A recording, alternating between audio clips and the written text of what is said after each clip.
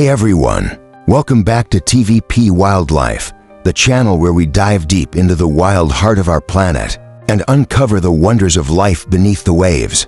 Today, we're not just talking about any creature. We're meeting the largest animal to have ever lived on Earth, bigger than dinosaurs, louder than thunder, and gentler than you could ever imagine. Yes, my friends, we're talking about the whale, the true titan of the ocean. Now, when you imagine a giant of the sea, what comes to your mind? Maybe a fierce predator, jaws wide open, chasing everything in sight. But whales, they're different. They're like the philosophers of the ocean, enormous, intelligent, and calm. These gentle giants glide through the water with a grace that feels almost poetic. And today, we're going to uncover how they came to be, how they live, and why their story is one of nature's greatest masterpieces. Believe it or not, whales weren't always ocean dwellers. Their ancestors once walked on land. Around 50 million years ago, a small, four-legged creature called Pakicetus roamed near ancient rivers. It looked like a mix between a wolf and a crocodile. Not something you'd expect to be related to a whale, right? But nature loves surprises. Over millions of years, this land-dwelling animal slowly adapted to aquatic life. Its legs turned into flippers, its nostrils moved to the top of its head to become a blowhole, and its body became sleek and powerful. That's how the mighty whales we know today were born, through one of evolution's most extraordinary transformations. So the next time you see a whale surface and breathe out that mighty plume of mist, remember you're watching a mammal take a breath, not a fish. Whales are warm-blooded, they nurse their young with milk, and they even have hair-tiny traces. But still they are, in every sense, mammals of the sea. There are two main kinds of whales, baleen whales and toothed whales. Both are incredible, but they live very different lives. Baleen whales, like the blue whale, humpback whale, and gray whale, are the ocean's gentle giants. Instead of teeth, they have baleen plates, long, comb-like structures made of keratin, the same material as our fingernails. They use them to filter tiny krill and plankton from the water. Imagine a creature the size of a bus surviving on tiny shrimp, and yet, it works perfectly. On the other side, we have the toothed whales, a family that includes orcas, killer whales, sperm whales, dolphins, and narwhals.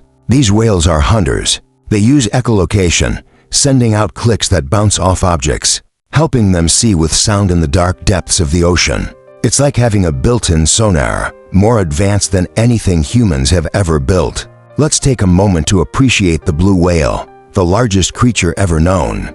A fully grown blue whale can reach 30 meters long.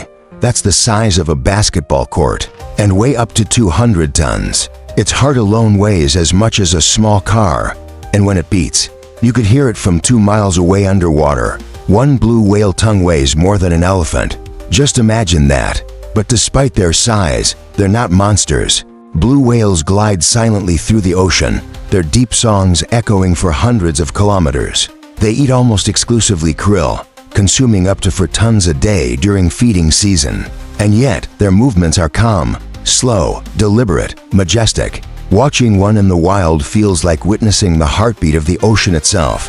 Breathing, for a whale, is an event of beauty. Every few minutes, they rise to the surface, break the water, and exhale with a powerful burst. A misty fountain shooting into the sky. That moment, that spout, is the whale's signature. Each species has its own distinct shape and height of spout, helping scientists recognize them from afar. But here's something amazing. Whales can hold their breath for over an hour. The sperm whale, for example, can dive deeper than 1,000 meters and stay there for nearly 90 minutes. How? Their bodies are designed for it. Their blood carries extra oxygen. Their heart rate slows dramatically, and they can even shunt blood away from organs that don't need it. In a way, whales are living submarines, built perfectly for the world beneath the waves. There's something hypnotic about the way whales move.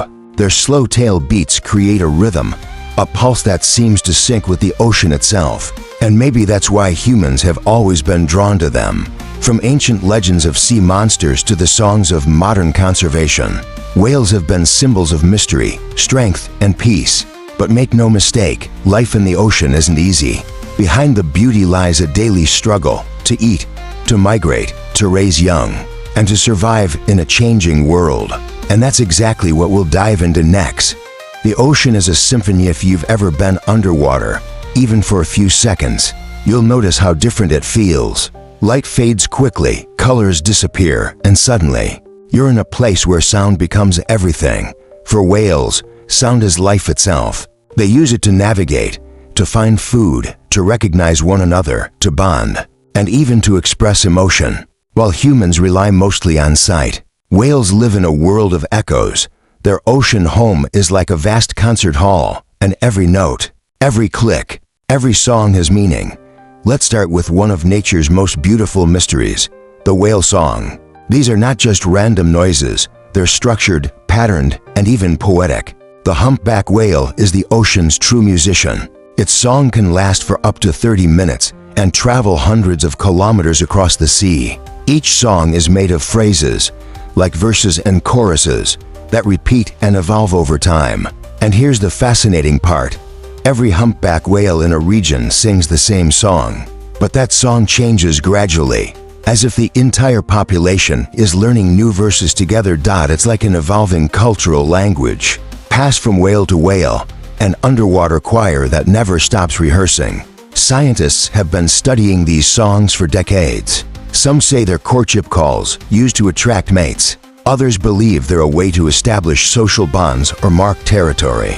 But maybe, just maybe, there's something more, a form of expression, a way to feel and share emotion across the vast, lonely ocean. Not all whales sing. The toothed whales, like dolphins, sperm whales, and orcas, use a completely different language, echolocation. They produce sharp clicks that bounce off objects and return as echoes, helping them see their surroundings through sound. Imagine shouting into a dark cave and instantly building a 3D map in your mind from the echoes. That's echolocation. It's so precise that a dolphin can detect the difference between a golf ball and a ping pong ball underwater.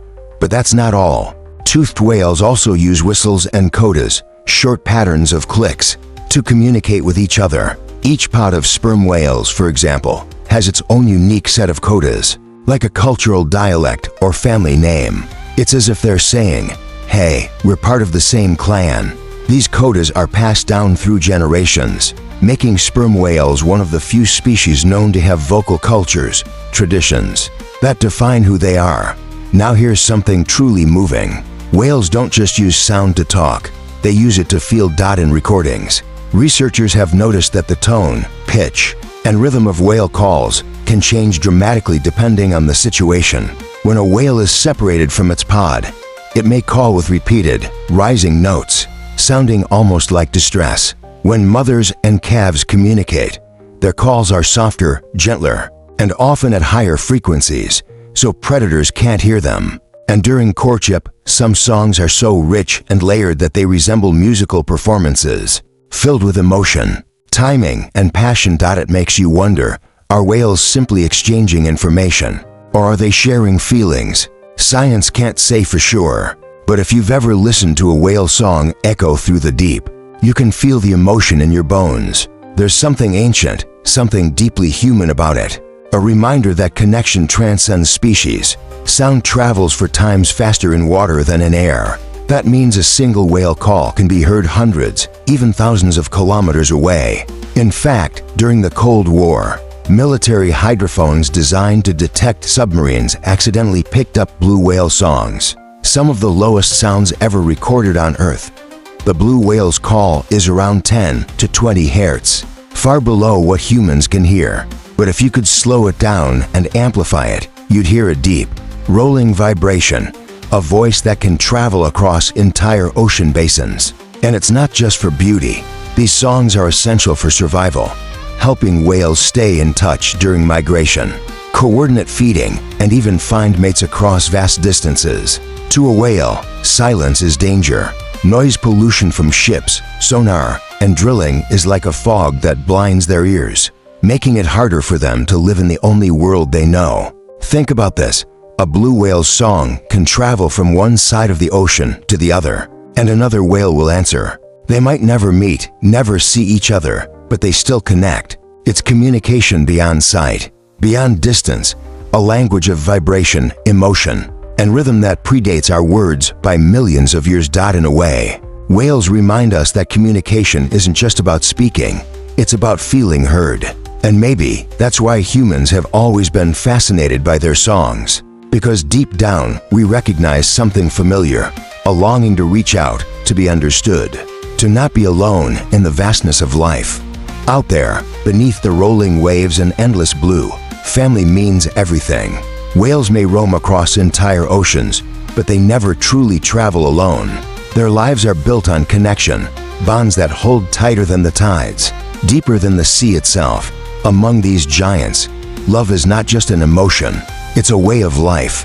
Mothers nurture, calves learn, and pods move together as one, like a living heartbeat pulsing through the ocean. Every great journey begins with a birth. For whales, that moment happens in the quiet, warm waters of tropical seas. A mother carries her calf for nearly a year, sometimes longer. The blue whale, for instance, is pregnant for about 12 months, and when her calf is born, it's already 7 meters long and weighs almost 3 tons. That's a baby the size of an elephant.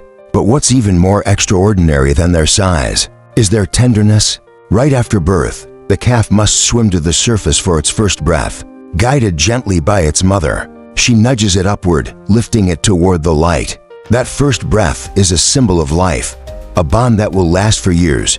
For the next several months, the mother feeds her baby rich, fatty milk, about 200 liters a day. It's so thick, it's almost like cream, helping the calf grow fast and strong. But feeding isn't the only care she gives. The mother teaches her calf how to dive, how to listen to the songs of others, and how to navigate the endless ocean.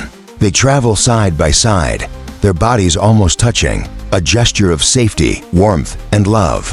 Scientists have observed that when a calf gets tired, the mother slows down.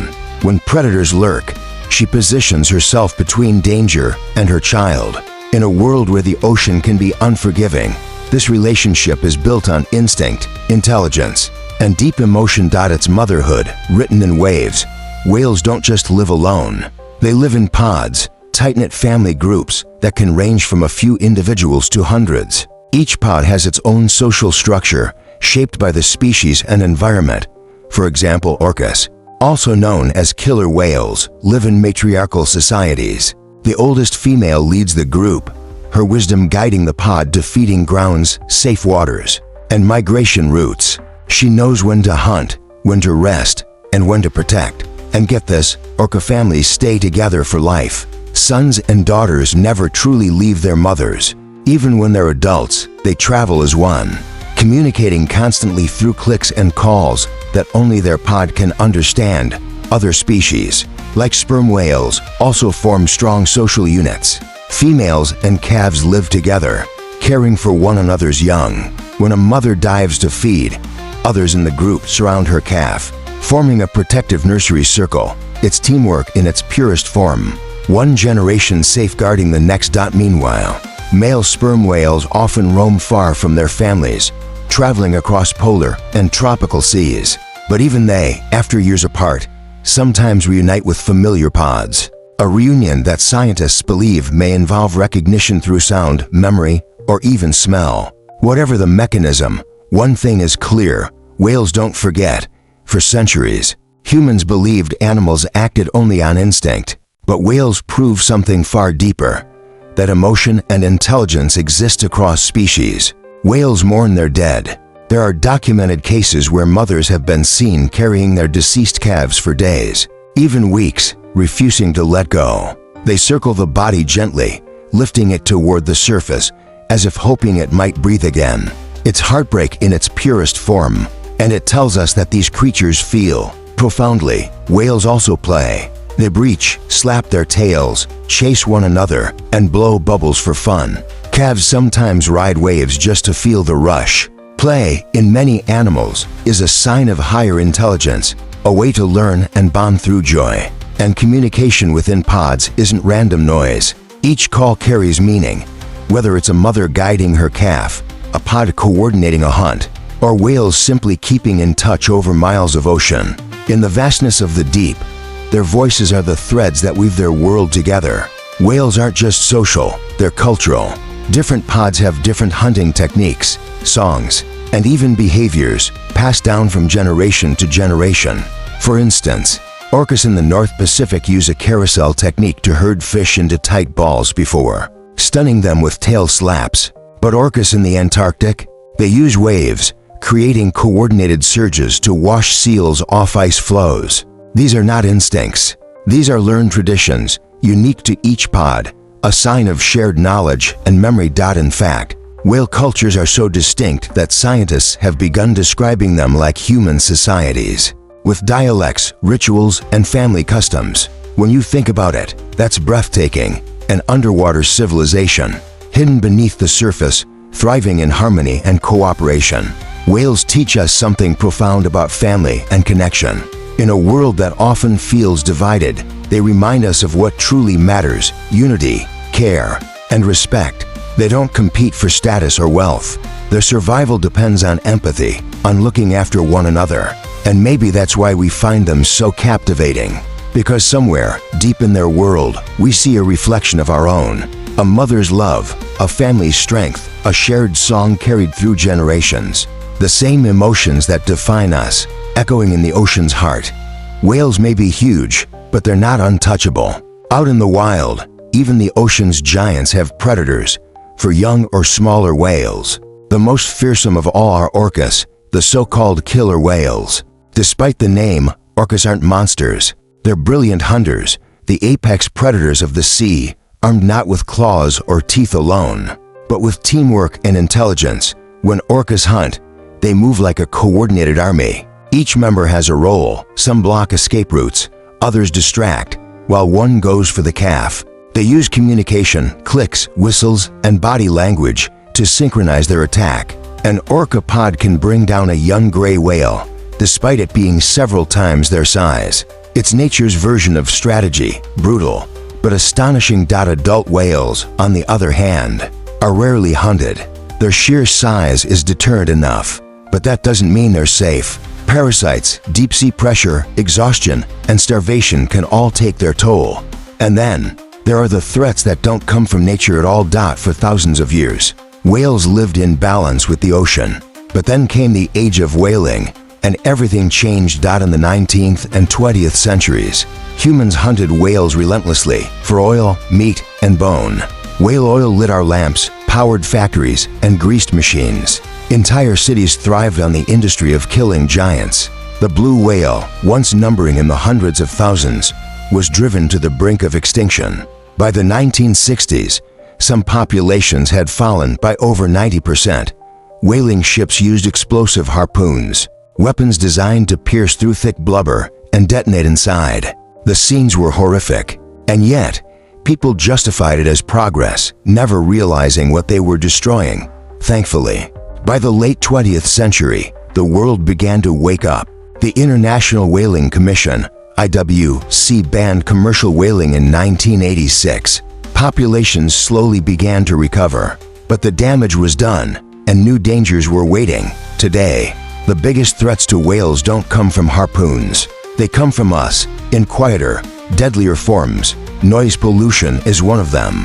Ships, submarines, sonar, and industrial drilling create constant underwater noise. For whales, who rely entirely on sound, it's like trying to live blindfolded in a room full of static.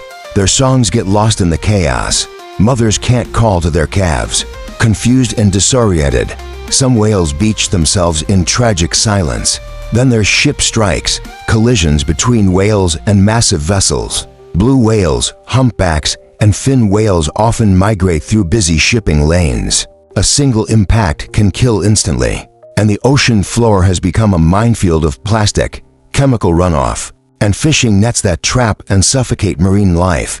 Even climate change reshapes their world. As sea temperatures rise and currents shift, krill populations, the main food source for baleen whales, begin to move or vanish. A whale's migration, feeding, and breeding patterns are all linked to these delicate ocean rhythms. When one piece falters, the whole system trembles. Few sights are as heartbreaking as a stranded whale. These majestic creatures, built for the deep, suddenly lying helpless on land. It feels unnatural, tragic, almost sacred. Why do they strand? Sometimes it's because of illness, injury, or confusion. Other times, it's linked to naval sonar, loud, low-frequency pulses that interfere with their navigation systems. Panicked, whales surface too fast, suffering from decompression sickness. They bend and lose their sense of direction. And yet, even in their final moments, whales show a haunting sense of community. Pods have been seen trying to rescue stranded members, pushing them back toward the sea, staying close until the very end. It's loyalty beyond survival, compassion in the face of death. For all their strength, whales don't dominate the ocean through violence. They do it through balance. They maintain the sea's ecosystems, feeding the smallest creatures that feed the rest. They give life even in death. When a whale dies and sinks, its body becomes a whale fall, creating a deep-sea oasis that sustains entire communities for decades. From the smallest bacteria to giant crabs and fish, countless species live because a whale once lived. That's the quiet truth of power, not to conquer, but to nurture. Whales don't fight the ocean. They are part of it. Every beat of their tail, every breath, every song is a reminder that survival isn't about domination. It's about harmony. And yet, that harmony hangs by a thread, one stretched thin by human hands. Let's start with something most people have never heard of, the whale pump. Whales dive deep to feed on krill and fish, then return to the surface to breathe and release nutrient-rich waste into the upper layers of the ocean. That whale poop, as unglamorous as it sounds, is full of iron and nitrogen, essential nutrients that fertilize phytoplankton, the tiny plant-like organisms that produce more than half of the Earth's oxygen. Yes, that means whales help us breathe. Through their daily movement, diving and surfacing, they recycle nutrients, support plankton blooms, and feed entire marine food webs. Without them, the ocean would be poorer, quieter, and less alive. Scientists call it the whale pump, but maybe it's more like the ocean's heartbeat, steady, vital, unseen. Whales also play a stunning role in fighting climate change. Every whale stores tons of carbon in its body, literally. When a whale dies, it sinks to the ocean floor, taking all that carbon with it, trapping it away for centuries. A single large whale can sequester as much carbon as thousands of trees over its lifetime. And remember those plankton blooms whales help fertilize? They, too, absorb massive amounts of carbon dioxide from the atmosphere. So, in a beautifully circular way, whales capture carbon above and below, slowing global warming simply by living their lives. When we protect whales, we're not just saving animals, we're helping the planet heal itself. Whales shape ecosystems in ways that ripple far beyond their massive bodies. Their feeding habits stir nutrients from the deep, supporting fish populations that millions of humans depend on. When they breach, launching their enormous forms out of the water, they mix oxygen, nutrients, and microorganisms, like great living waves reshaping the sea. Their very presence stabilizes ocean ecosystems. And when they die and sink, what scientists call a whale fall, they create entire underwater worlds. A single whale carcass can feed thousands of species for decades: worms, crabs, clams, and even ghostly deep-sea fish. It's a full circle of life, beauty born from decay. In the truest sense, whales are the architects of balance, connecting surface and depth, life and death, creation and renewal. There's something profoundly human about whales. Their intelligence, their songs, their family bonds. They remind us that emotion and awareness exist far beyond our species. They feel joy, grief, curiosity, and maybe even wonder. Some scientists believe whales have individual names, complex social hierarchies, and long-term memories. When two pods meet after years apart, their songs change, as if they're catching up on stories. Their existence forces us to look inward, to ask what it means to share this planet with beings that think, feel, and remember in ways we're only beginning to understand. They remind us that greatness isn't measured by dominance, but by coexistence. In a time when humans have reshaped the Earth, whales stand as a gentle counterbalance, powerful, yet peaceful, massive, yet graceful.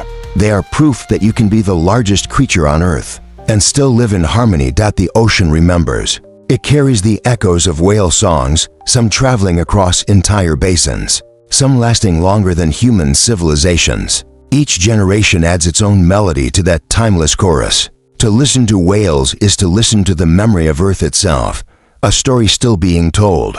When a whale breaches and crashes back into the sea, it's as if the ocean is applauding its own resilience. Because after centuries of exploitation, whales endure. They recover. They continue to sing. And in their songs, there's hope, not just for their kind, but for ours. Whales are more than creatures. They're living symbols of balance, endurance, and connection.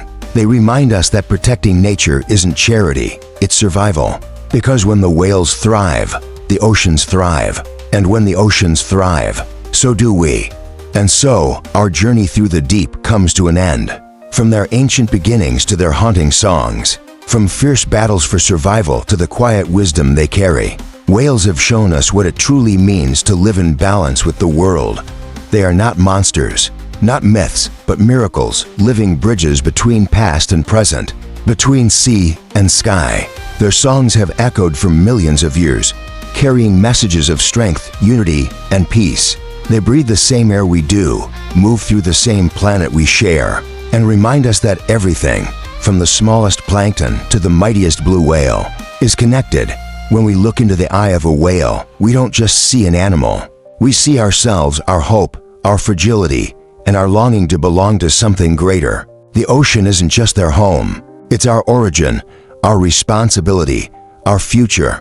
Protecting whales means protecting life itself. The air we breathe, the climate we depend on, the beauty we often take for granted. Because every time a whale surfaces to breathe, the earth breathes with it. And that is the quiet truth of our connection. So next time you stand by the shore, take a deep breath, listen to the waves, and remember, somewhere beneath that vast blue, a giant heart is still beating for all of us. I'm your host from TVP Wildlife. Thank you for joining this deep dive into the world of whales. If this story moved you, don't forget to like, share, and subscribe to the channel. There's still so much more to explore, and together, we'll keep diving deeper into the wild wonders of our planet. Until next time, stay curious, stay kind, and keep your heart close to the ocean.